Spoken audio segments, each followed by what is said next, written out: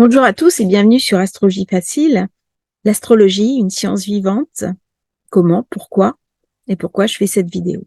L'astrologie, c'est quelque chose qui bouge, qui évolue, qui change. Il y a autant de personnes, de pratiquants d'astrologie que de manières d'aborder l'astrologie.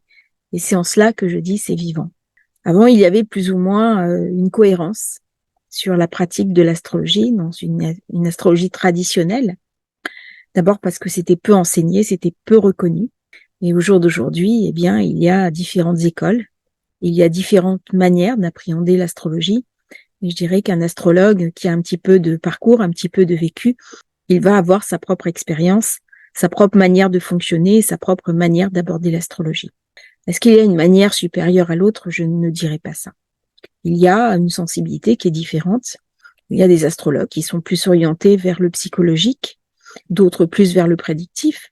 Il y a une astrologie qui est tropicale, c'est-à-dire qui tient compte du cycle des saisons, qui s'inscrit dans la saisonnalité, et puis une astrologie qui est sidérale et qui tient compte des constellations et des positions exactes de ces constellations dans le ciel. Donc c'est une astrologie qui a évolué, qui s'est complètement calquée sur l'astronomie, qui est moins décorrélée que ne l'est l'astrologie tropicale et qui reproche d'ailleurs à l'astrologie tropicale de ne pas pouvoir faire de prédictif et d'être un système fictif.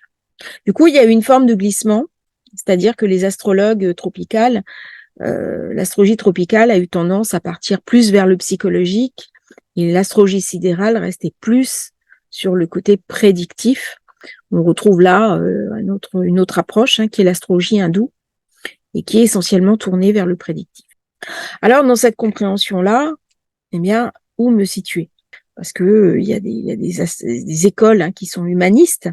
Alors, l'humanisme, c'est-à-dire j'embrasse toutes les techniques, j'essaie de comprendre un petit peu l'humain dans sa complexité, parce que l'astrologie vient aussi répondre à des questions existentielles que je me pose, aussi bien sur mon chemin de vie, sur mon destin, mais aussi sur ma place dans le monde, et à des questions plus fondamentales, plus subtiles, comme mon chemin d'âme, comme ma mission de vie et ce genre de choses.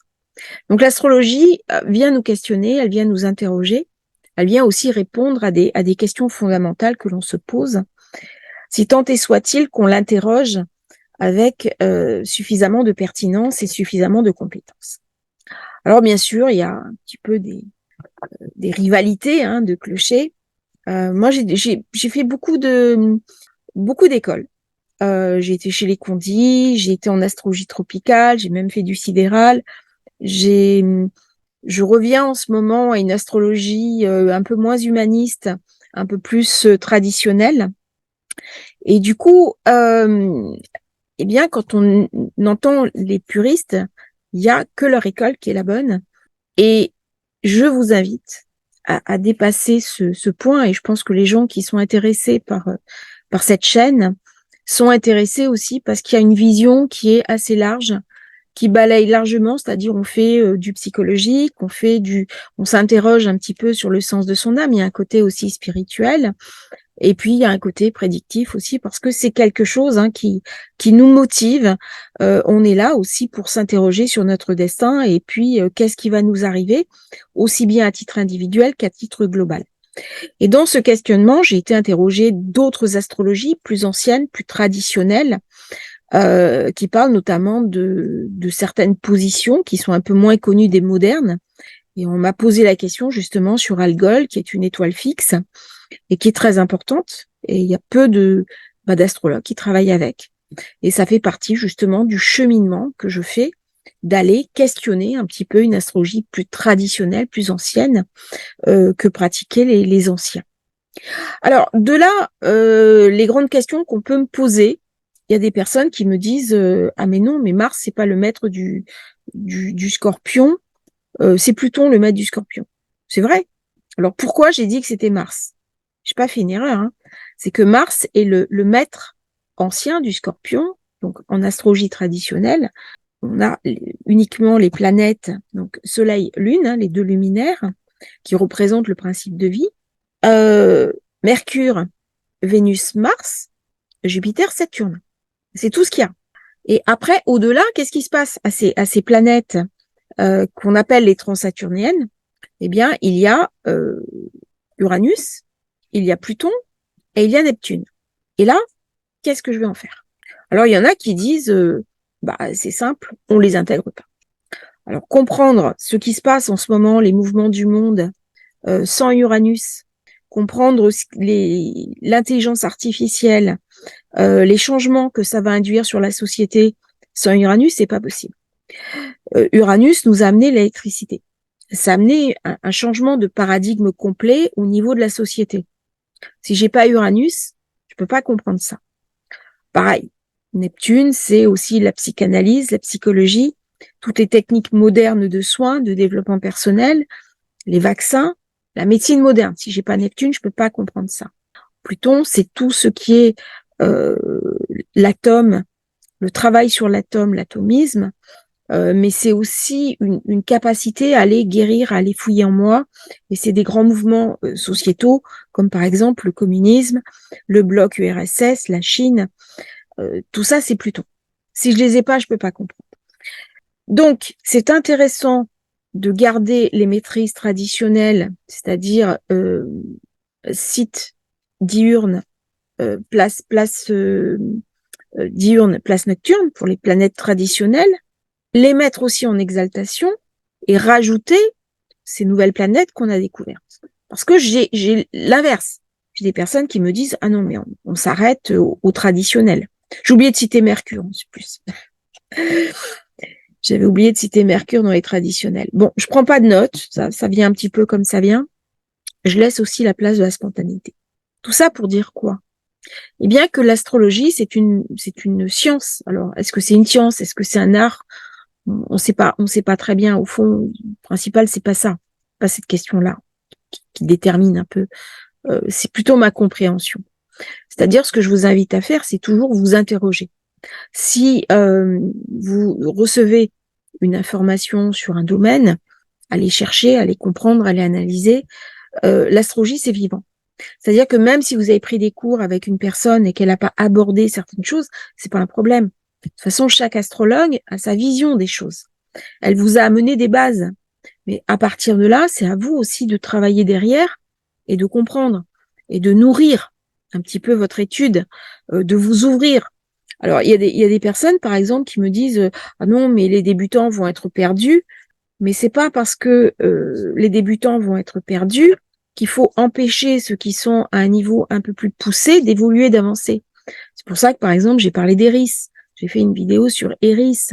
Je vais en faire d'autres sur des points un peu plus délicats, un peu plus complexes du thème de naissance.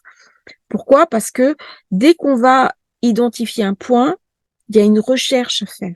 C'est-à-dire que quand je reçois des thèmes, quand j'ai des consultations privées, mais pas uniquement en astrologie, en thérapie, eh bien, je demande aussi pour mes tablettes, pour ma propre compréhension, et je jette un coup d'œil.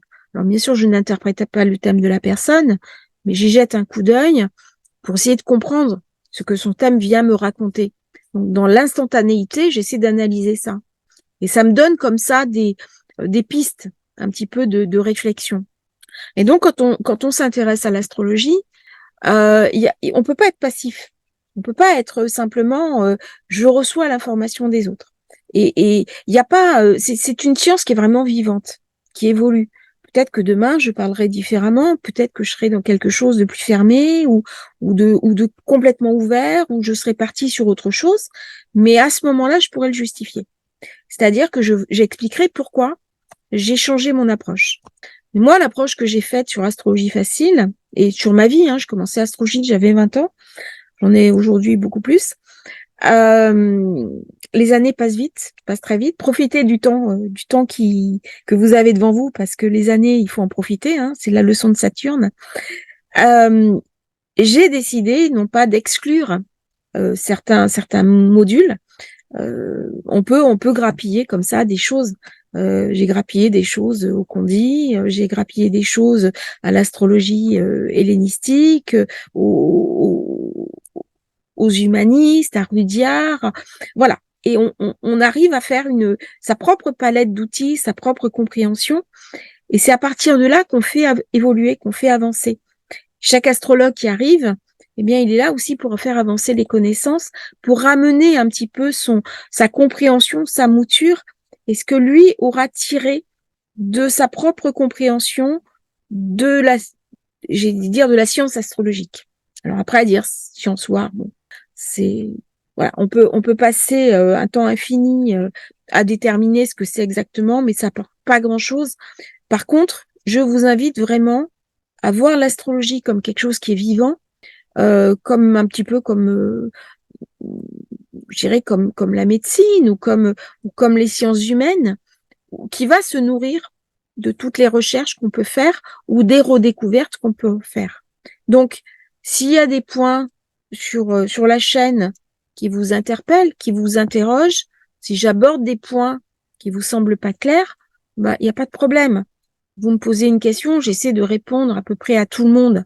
Alors, je suis désolée, des fois, il y a des messages qui passent un peu à la trappe. Je suis vraiment désolée parce que c'est mal fait, hein, et tous les messages ne m'arrivent pas forcément en même temps.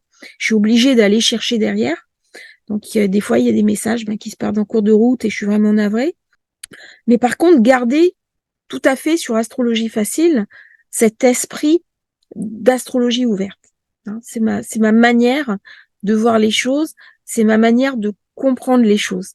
C'est mon côté universitaire. C'est-à-dire, moi, j'étais une avocate, j'ai fait aussi de la recherche universitaire, et quand j'ai fait mon DEA droit de la santé, eh ben, on était chercheurs. Donc, il fallait que j'aille chercher, que j'interroge des personnes, que j'interroge des équipes médicales, que j'aille chercher à Paris dans les grandes bibliothèques, et puis après, que je fasse la synthèse de tout ce qu'on m'avait dit, mais que j'amène aussi ma propre compréhension par rapport à ce que j'avais vu, à ce que j'avais entendu, mais aussi ma touche personnelle. C'est-à-dire, j'avais fait un mémoire sur l'éthique. C'est un sujet qui me tient vraiment à cœur, l'éthique. Et j'avais dû aller chercher en moi ma propre réflexion. Mais l'astrologie, c'est pareil. Hein, c'est une démarche commune. Et c'est vraiment ce que je vous souhaite de faire, c'est que cette chaîne puisse nourrir vos études, votre compréhension, même si elle n'a pas pour but d'être une formation. C'est-à-dire, je publie un petit peu les événements, je publie un petit peu ce que j'ai envie. Dans une formation, c'est différent. Il y a une gradation pédagogique. Ce n'est pas le cas de la chaîne. Des personnes qui me disent, oui, je suis débutante, j'arrive pas à lire les cartes. Ben, j'ai envie de dire, il y a des éléments sur la chaîne qui vous permettent de lire la carte, mais on n'est pas dans une formation. Voilà. Donc, j'espère que cette petite vidéo vous aura intéressé, interrogé. Gardez cet esprit d'émerveillement. Gardez cet esprit d'ouverture où toute information demande à être expérimentée avant d'être rejetée. C'est important et ça va ouvrir aussi des choses au niveau cognitif, vous mettre dans une situation positive d'expérimentation et d'expérimentateur, ce qui reste quand même la voie royale de l'astrologue. Je vous remercie d'avoir suivi cette vidéo. N'hésitez pas à liker, à vous abonner à la chaîne. Et si vous avez envie de commander votre thème de naissance, votre thème de révolution solaire, eh bien, vous me contactez sous le lien que je vous aurai mis en description. Belle journée à tous!